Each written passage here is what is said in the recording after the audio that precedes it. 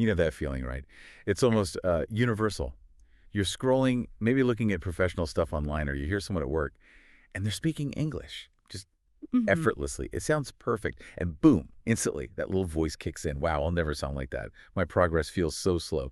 It's that moment comparison just, well, it kills your motivation, doesn't it? Oh, absolutely. It's probably the single biggest psychological hurdle in language learning we see. We've looked through all the notes you sent, clips from experts, podcasts on this, and they all point to the same thing, that feeling of not being good enough. That's the real enemy. It's not usually the grammar itself people are fighting. It's more about their own sense of worth when they look at someone else. Okay, let's unpack this. So our mission today really is to take all this material, these notes, these expert opinions, and build a sort of mental toolkit. We want to move past just saying stay motivated and give you actual practical ways to shift from that, negative comparing habit to something positive, something focused on your growth. Because the core message, loud and clear from everything, was your journey with English. It's yours alone. You can't really compare it. Well, that urge to compare, it's just human nature, isn't it? It's how we figure out where we stand, how good we are at things. We look around, ask ourselves, okay, how am I doing compared to them? But when it comes to learning something complex like a language, oh, it can be really destructive. But hang on a second. Isn't comparison sometimes, I don't know, useful? Doesn't it light a fire under you, give you a competitive edge?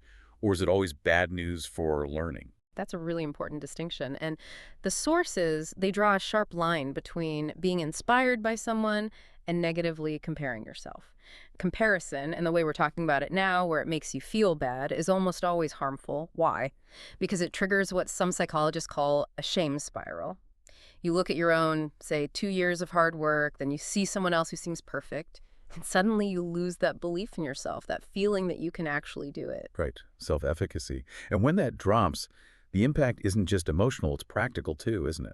Immediately. The research backs this up strongly. It leads straight to a huge drop in motivation. It just sucks the fun out of practicing.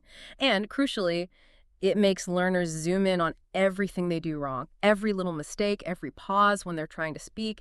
It suddenly feels like massive proof that they're failing. It's exhausting, that constant self-critique. And the real danger there, the ultimate risk, is that emotional weight. If you constantly feel like you're not cutting it, you start to genuinely believe your English just isn't good enough. Mm. And that belief, that pressure, it can make people clam up. They stop speaking. They try to hide the skills they do have, even if they've made amazing progress. It turns communication, which should be exciting, into this high-stakes test they're always failing. Exactly. And that's precisely why we need to talk about what your sources call the hidden story behind fluency. When you see someone speaking fluently, you're just seeing the final product. You're not seeing the backstory, the resources, the time, maybe even the struggle that went into it. Ah, the classic iceberg metaphor. We see the shiny tip, but we need to really think about what's underwater, what's holding it up. Exactly. Think about what you don't see. Maybe that person you admire, the one who sounds so natural. Maybe they had, say, 12 years of intense English study all through school. Or maybe they spent 3 years living in London or New York. Or maybe, just maybe, they're incredibly disciplined and put in 5 solid hours of focused study every single day. Okay, so when I, as someone maybe squeezing in 30 minutes here and there, compare myself to that. Mm-hmm. It's not just discouraging, it's actually unfair. I'm comparing apples and oranges. Yeah. Completely different journeys, different timelines, different resources. Yes. And the moment you truly recognize how unfair that comparison is, you start to regain some power. You can interrupt that negative self-talk. It shifts the thought from, I'm just not good enough, to something more like, okay, they had a different path to get there. And that's the first step to taking back control. All right, so seeing the hidden story, recognizing the unfairness of comparison, that's step one. But step two feels like the real work, the mental shift. How do we actually stop that gut reaction, that comparison reflex, and rewire our thinking? It really does take conscious effort, a deliberate shift in where you put your energy. You need to move away from looking outwards and comparing negatively, and move towards looking inwards and celebrating your own journey positively. The sources we looked at were really consistent on this. It boils down to two big mental shifts. And the first one, maybe the most critical, is this idea of focusing intensely on progress, not perfection. Right. Perfection, when we talk about language, usually means wanting to sound exactly like a native speaker. Flawless, indistinguishable. But that goal, for many learners, especially adults, it's often just not realistically achievable and constantly chasing it. That leads straight to what we might call linguistic fatigue. You're setting yourself up to feel frustrated. I like how the material presented perfectionism almost as a thinking error, not just a high standard. If the goal itself is basically impossible, then every time you fall short, you're just reinforcing those negative feelings. Precisely. But progress is different. It's simply about looking back. Where were you last week, last month, even last year? Progress is just noticing you've moved forward, even a tiny bit. Think of it like climbing a mountain. You should celebrate reaching the first viewpoint, not just saving all the celebration for the summit. If you wait until you're perfect to feel good about your English, you'll miss out on enjoying the entire climb. So instead of beating myself up, because I can't debate philosophy in English yet, I should consciously celebrate the small wins. Like, oh, I finally used that new phrasal verb correctly. Or I understood a whole movie trailer without subtitles. Yes, absolutely. Those small wins, those micro achievements, they're like fuel for your motivation tank. And that connects straight into the second big mind shift, embracing your uniqueness and your own pace. We forget this, don't we? Learning isn't like an assembly line. Our brains aren't identical. Exactly right. We know from neuroscience, things like neuroplasticity, how our brains adapt and learn it, varies hugely from person to person. Some people have a great ear for sounds, they pick up pronunciation fast. Others are amazing at seeing patterns, so grammar clicks easily for them. Since there's literally no one else on earth exactly like you have to accept that you'll learn in your own way, at your own speed. So if my study buddy is blazing ahead using flashcards, but I learn better by, say, slowly dissecting song lyrics and looking up the cultural references, I shouldn't feel bad about being slower. Not for a second. One source used a nice analogy. Learning is like walking a path. Some people run, some walk briskly, some stop and smell the roses. If stopping to smell the roses, maybe taking that extra time to really understand why a phrase is used that way helps you remember it better and feel less stressed, then that's your best method. It's your path. Trying to force someone else's pace on yourself is just a fast track to burning out. Okay, that mindset foundation feels really solid. Now let's get practical. What are the daily, weekly things you can do to actually build and maintain this positive, personalized approach? Right, the actions.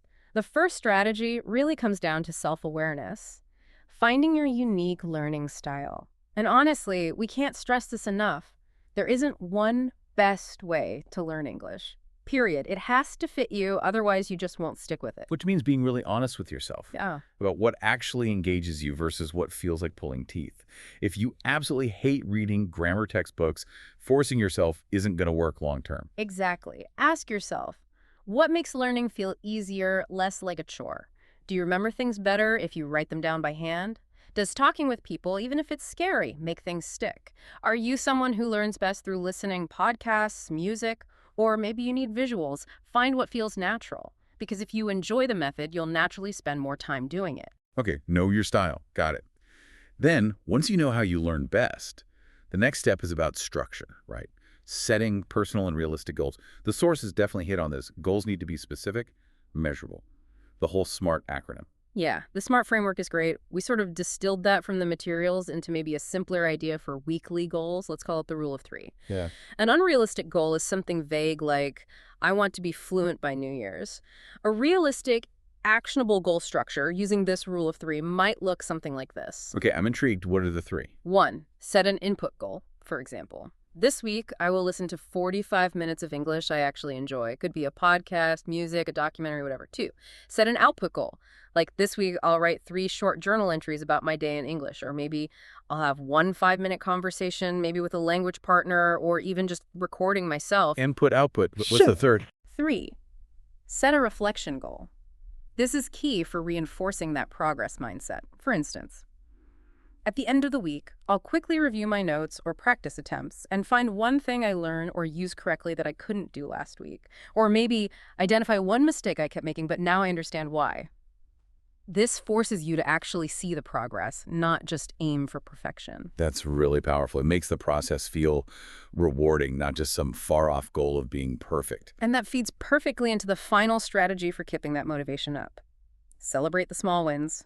Systematically. This isn't just fluffy, feel-good advice. It's brain science. Every time you acknowledge something you did well, even something tiny, your brain releases a little bit of dopamine. That reinforces the behavior. It literally refuels your motivation. So if I manage to use a tricky preposition correctly, instead of just moving on, I should actually pause and think, hey, nice one, I got that right. Yes.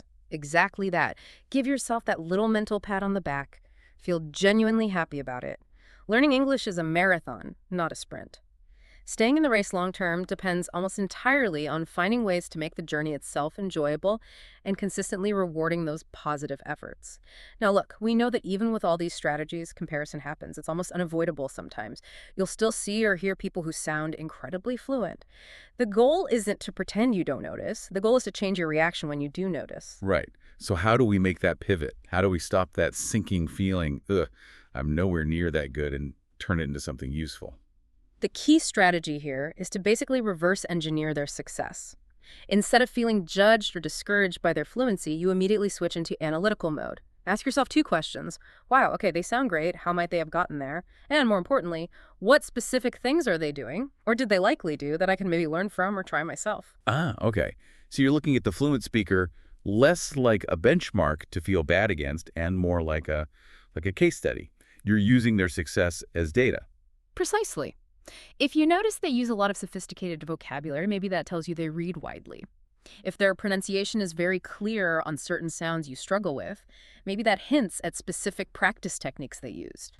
You shift from that emotional gut punch of self-criticism to objective, curious observation. So seeing their success isn't proof that I'm failing. It's proof that fluency is possible. It's like seeing an amazing piece of art. It doesn't make you throw away your own paints. Hopefully it makes you think, wow, practice and dedication can lead to that. And it inspires you to get back to your own canvas and your own style. That completely flips the script on the motivating thought, doesn't it? It changes from that despairing, I'll never be that good, to a much more optimistic, analytical thought. Okay, if they got to that level through effort and finding what works, then I can definitely keep making progress to my own way. That mental pivot, that's the crucial difference between feeling stuck and feeling empowered to continue. Hashtag tag tag outro dippernet. So what does this all mean when we boil it down? It really means, first, internalizing that your path to English fluency is absolutely unique to you. Nobody else has your brain, your background, your life. Second, the real goal isn't some imaginary finish line called perfection. It's just progress, moving forward from where you were yesterday. And maybe most importantly, you've got to fuel that journey. Actively notice and celebrate your wins, no matter how small they seem. Be patient. And honestly, just be kinder to yourself through the process. Trust that journey. Trust your journey. Every single new word you learn, every slightly awkward sentence you manage to put together, every time you push past the fear and just try to speak. It's all part of your unique story, your authentic progress. You really are doing great, especially on the days when it doesn't feel like it. And to help you put that celebrate small wins idea into action right away, we want to leave you with this final thought to chew on. Think back, maybe just over the last couple of days.